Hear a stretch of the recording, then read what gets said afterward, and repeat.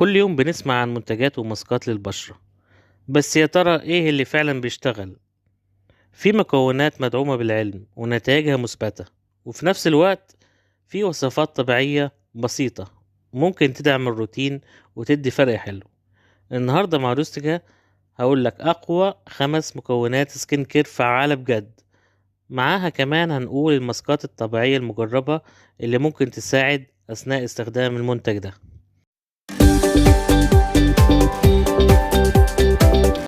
أول مادة معانا هي مادة الريتينول، ودي بتشتغل إنها بتحفز تجديد الخلايا وبينشط الكولاجين، فبالتالي بيقلل التجاعيد والبقع.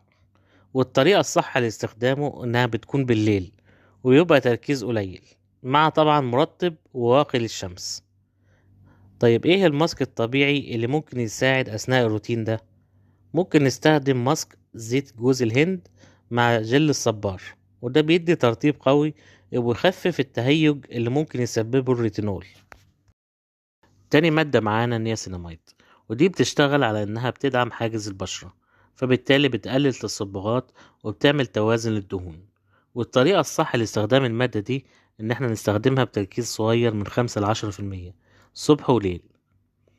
طيب ايه الماسك الطبيعي اللي ممكن يدعم الروتين ده؟ أفضل ماسك هو ماسك الشوفان المطحون مع الزبادي، يقلل الالتهاب ويهدي البشرة، شبيه بتأثير النياسيناميد على الإحمرار.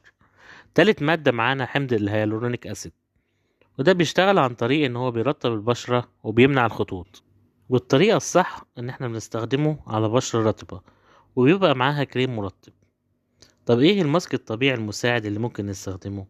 افضل ماسك هنا ماسك الخيار المبشور مع العسل، وده بيرطب وينعش البشرة ويحبس المية زي الهيالورونيك، فبالتالي تبقى البشرة محتفظة بالمية ورطبة.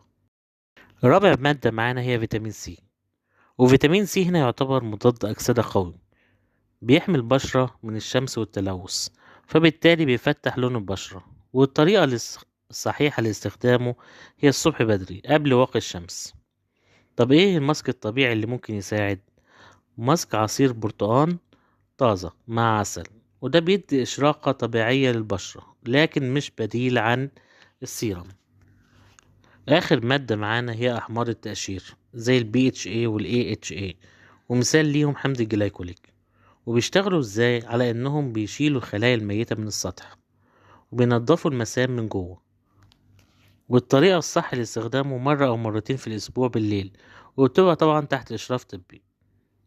الماسك الطبي اللي ممكن يساعد هو ماسك سكر بني مع زيت زيتون، ده بيعمل زي سكراب لطيف، او عسل مع ليمون، وده بيعمل تقشير طبيعي لكن بحذر مع البشرة الحساسة.